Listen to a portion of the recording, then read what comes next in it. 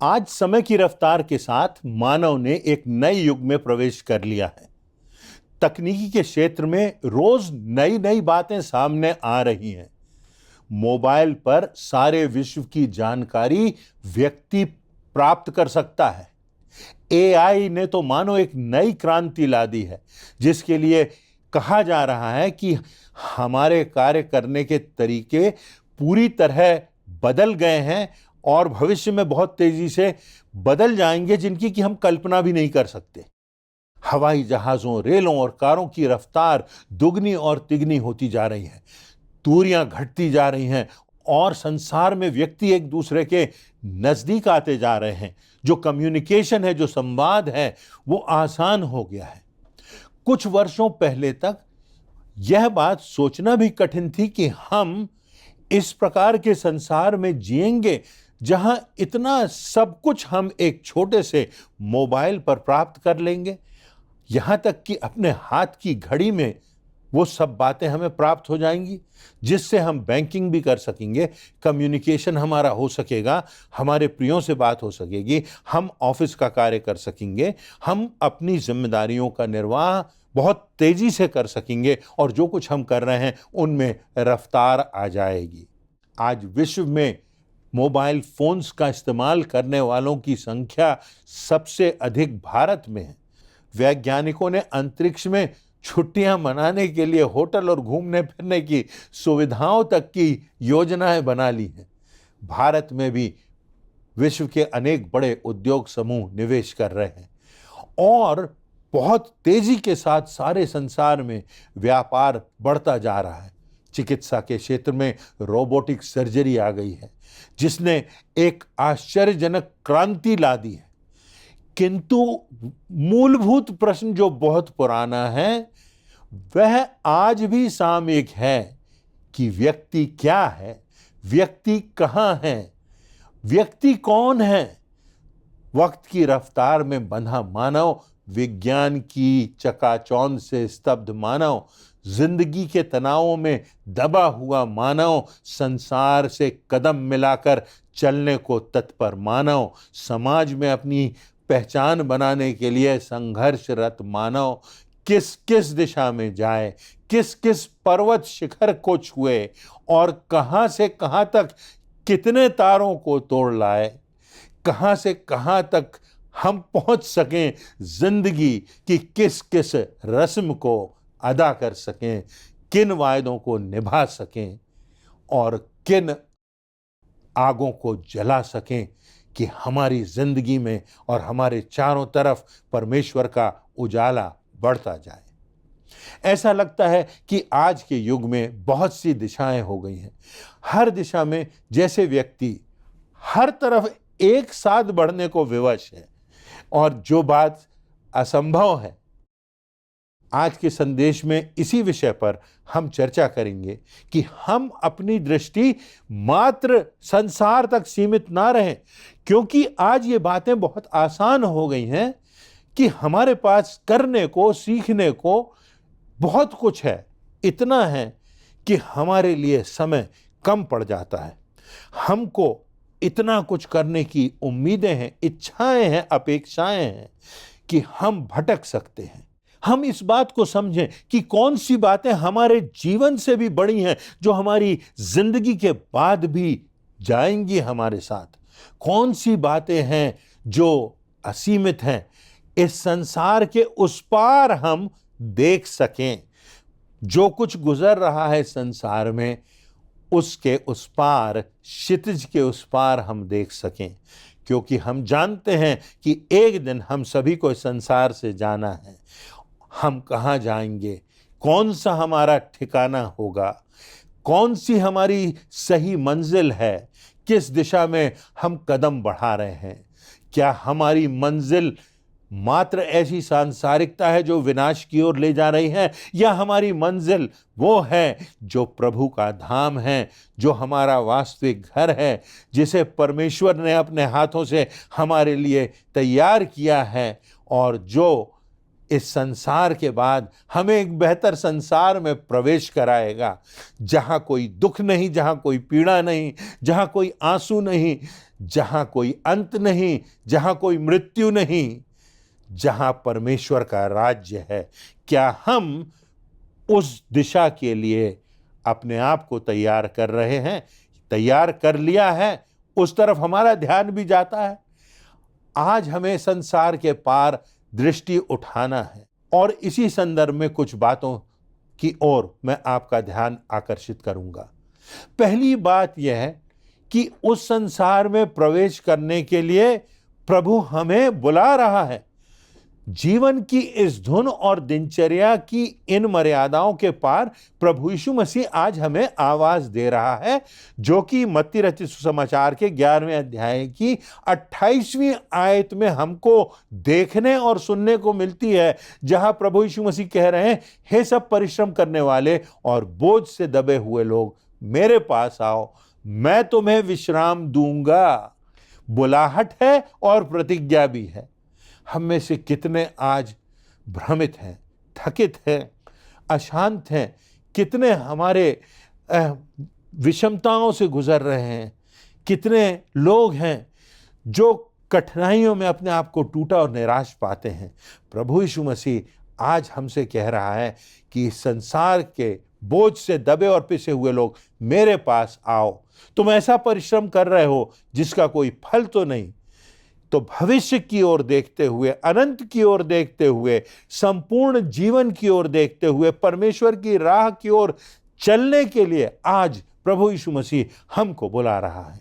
जो अंधकार में है, जिनके हृदयों में शांति नहीं है, जिनके हृदयों में, जिनके जीवनों में परिपूर्णता नहीं है, जिनके मन में हमेशा यह प्रश्न उठता है कि कल क्या होगा, भविष्य में क्या होगा, ऐसे लोगों से प्रभु कह रहा है, मेरे पास आओ।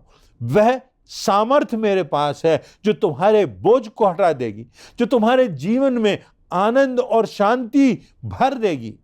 जब हम जीवन में अपनी दृष्टि परमेश्वर की ओर केंद्रित करेंगे, प्रभु यीशु मसीह चाहता है कि हम जिंदगी के पार, मौत के पार, अनंत जीवन की ओर देखें। हम उन बातों को देखें जो परमेश्वर की दृष्टि में प्रमुख है, जो परमेश्वर की दृष्टि में सार्थक है। हमारा जो फोकस है वो सही है।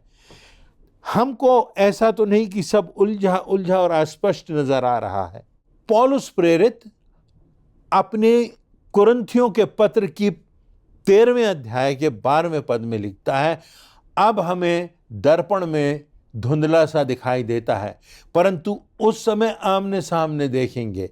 प्रभु यीशु मसीह आज हमसे कह रहा है कि अब तो तुम्हें शोक दिखाई देता है, परंतु जब मैं तुम्हारी जिंदगी में आऊंगा तो तुम्हारे मन में शांति उत्पन्न होगी और तुम्हारे मन में आनंद होगा और तुम्हें ऐसी शांति और ऐसा आनंद मिलेगा, उद्धार प्राप्त होगा जो संसार की कोई ताकत तुमसे छीन नहीं सकेगी। इसलिए ज़रूरी है कि हम अपने बोझों से, अपनी निराशाओं से, अपनी असफलताओं से, अपनी पीड़ाओं से परे देखें और प्रभु यीशु मसीह की शांति को स्वीकार करें, उसकी बुलाहट को हम स्वीकार करें और उसके चरणों में अपने सारे बोझों को रख दें। क्रूस के नीचे जहां उसने संसार को अनंत जीवन देने के लिए, संसार के हर व्यक्ति को आशा देने के लिए अपनी जान दे दी और मृत्यु को भी कुचल दिया और मृत्यु के पार हमारे लिए अनंत जीवन का रास्ता खोल दिया, उस क्रूस के निकट आकर हम अपनी सारी चिंताएं, अपने सारे बोझ रख दें और मृत्यु के उस पार अनंत की ओर अपनी दृष्टि उठाएं। प्रभु यीशु मसीह आज मुझको और आपको बुला रहा है। दूसरी बात, प्रभु यीशु मसीह हमारी जिंदगी को नई दिशा देने में सक्षम है। प्रभु यीशु मसीह हमारे जीवन के हर एक आयामों को सही ढंग से जोड़कर एक नई दिशा देता है। उसमें जब हम आते हैं, उस पर जब हम आशा लगाते हैं, परमेश्वर के मार्ग पर आगे बढ़ते हैं, तो सब कुछ नया हो जाता है। जो पुराना है वो दफन हो जाता है, समापन हो जाता है, नया प्रारंभ हो जाता है। हमारी जिंदगी का, हमारी मानसिकता का, हमारे सोच का, हमारी आत्मिक दशा का। यूहन्ना रचित सुसमाचार के 14वें अध्याय की 6वीं आयत में प्रभु यीशु मसीह कहते हैं, मार्ग और सत्य और जीवन मैं ही हूं। तुम मेरे जीवन की ओर दृष्टि करोगे तो तुम्हें मार्ग दिखाई देगा। सत्य को तुम जीवंत देख सकोगे, जीवन का संपूर्णता से अनुभव कर सकोगे। जीवन के अनसुलझे हुए प्रश्नों के उत्तर तुम्हें प्राप्त हो सकेंगे। जो शांति और परिपूर्णता तुम खोज रहे हो, उसका मार्ग मैं ही हूं, उस परमेश्वर के सत्य का प्रकाशन मैं ही हूं। वह जीवन मैं ही हूं जो कभी तुम्हें दिशा भ्रमित नहीं होने देगा। वो अनंत जीवन मैं ही हूं। उस अंधकार की दिशा से प्रभु तुमको निकालेगा। जगत की ज्योति बनकर ये प्रभु यीशु मसीह हमारे संसार में आया और आज वो हमारे जीवन को सार्थकता देता है, सही दिशा देता है, जो दिशा परमेश्वर की दिशा है, जो मार्ग परमेश्वर का मार्ग है, जो मंजिल परमेश्वर की मंजिल है। जिंदगी के क्षितिज के उस पार तक हम जीवन की राह को देखें। प्रभु यीशु मसीह की मृत्यु और उसके क्रूस के उस पार हम पुनरुत्थान को देखें। अपनी समस्याओं के पार हम परमेश्वर की ओर दृष्टि उठाएं, पवित्र आत्मा की अगुवाई में, और उसकी सामर्थ्य से हमको समाधान मिलेगा, हमको शांति और सामर्थ्य मिलेगी। उसकी प्रतिज्ञाएं हमारे जीवन में और पीढ़ियों में पूरी होती जाएंगी। यूहन्ना रचित सुसमाचार के 11वें अध्याय की 25वीं आयत में प्रभु यीशु मसीह कहते हैं, पुनरुत्थान और जीवन मैं ही हूं। और यूहन्ना रचित सुसमाचार के 14वें अध्याय की 6वीं आयत के दूसरे भाग में प्रभु यीशु मसीह कहते हैं, पिता तक पहुंचने का एकमात्र माध्यम मैं ही हूं। हमारे जीवन और मृत्यु के उस पार का चित्र तभी स्पष्ट हो जाता है जब हम प्रभु यीशु मसीह के परिप्रेक्ष्य में अपने जीवन को देख सकते हैं, हमारे वर्तमान को देख सकते हैं, अपने अतीत की क्षमा प्राप्त कर सकते हैं। तीसरी बात, प्रभु यीशु मसीह हमारी जिंदगी और हमारी आत्मा को एक निश्चित उद्देश्य देता है, एक निश्चित दिशा प्रदान करता है, एक आशा उत्पन्न करता है। एक भीतर से हमारे हृदय में, हमारे मनों में, हमारी मानसिकता में मानो एक उजियाला हो जाता है। प्रभु यीशु मसीह हमको सब बातें स्पष्ट दिखा देता है। बुरा क्या है, भला क्या है, उचित क्या है, अनुचित क्या है, नैतिक क्या है, अनैतिक क्या है, परमेश्वर की दृष्टि में सार्थक क्या है, निरर्थक क्या है, इस बात की स्पष्ट अनुभूति हमको हो सकती है। इस संसार में क्या छूट जाने वाला है, इस संसार के पार क्या जाने वाला है, प्रभु यीशु मसीह में इस बात का उत्तर हमको मिल जाता है और हमारे जीवन का, हमारी आत्मा का उद्धार प्रभु यीशु मसीह में हमको प्राप्त होता है। दुनिया के हर एक व्यक्ति के लिए प्रभु यीशु मसीह ने अपना रक्त बहाया। दुनिया के हर एक व्यक्ति को प्रभु यीशु मसीह उद्धार देने के लिए आज बुला रहा है। प्रभु यीशु मसीह मत्ती रचित सुसमाचार के 28वें अध्याय की 20वीं आयत में कह रहा है, और देखो जगत के अंत तक मैं सदैव तुम्हारे साथ हूं। तुम्हारे जीवन के संसार में हर कदम पर मैं तुम्हारे साथ हूं। तुम्हारे हर कठिन निर्णय में मैं तुम्हारे साथ हूं। तुम्हारी हर एक निराशा से तुमको उबारने में मैं तुम्हारे साथ हूं। तुम्हारे हर एक दुख में, तुम्हारी हर एक अनिश्चितता में, तुम्हारी हर एक पीड़ा में, तुमको उससे उबारने में और शांति और सामर्थ्य देने में मैं तुम्हारे साथ हूं। हमारे लिए एक वायदा है। इस वायदे का वर्णन इब्रानियों के पत्र के 13वें अध्याय की 5वीं आयत के दूसरे भाग में है। लिखा हुआ है, क्योंकि उसने आप ही कहा है, मैं तुझे कभी ना छोड़ूंगा, मैं तुझे कभी ना त्यागूंगा।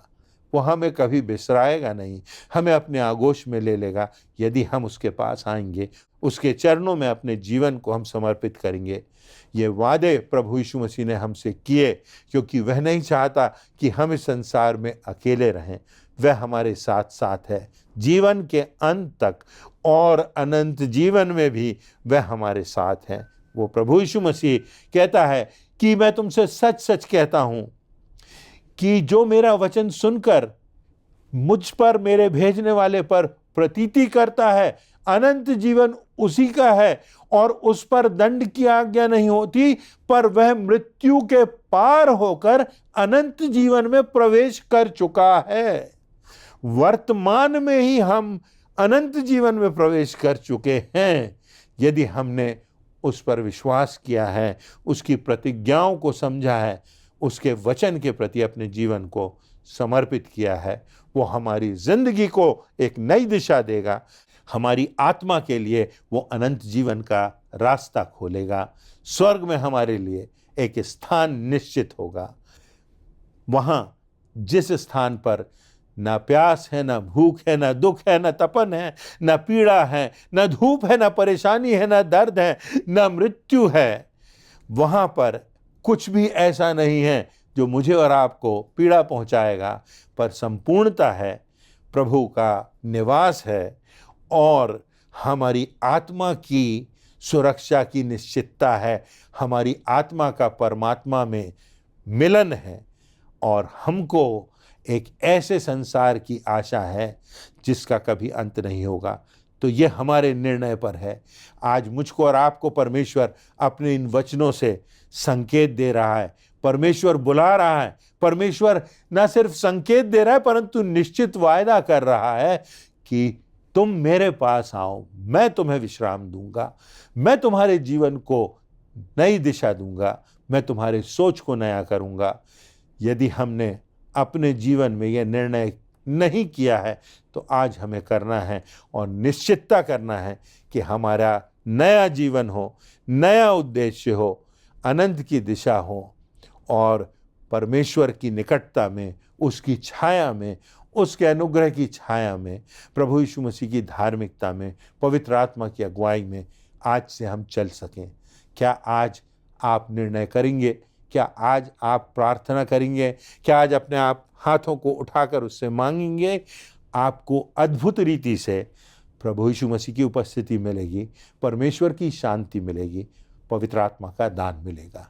इन वचनों से परमेश्वर आपको आशीष दे, क्योंकि ये वचन अडिग हैं, ये वचन निश्चित हैं, ये वचन परमेश्वर के वचन हैं और ये वचन आज परमेश्वर आप तक पहुंचा रहा है, मुझ तक पहुंचा रहा है। हम इन वचनों को स्वीकार करेंगे या अस्वीकार करेंगे, हमारा निर्णय हमारी नियति को निर्धारित करेगा। आज अवसर है, मुझको भी, आपको भी।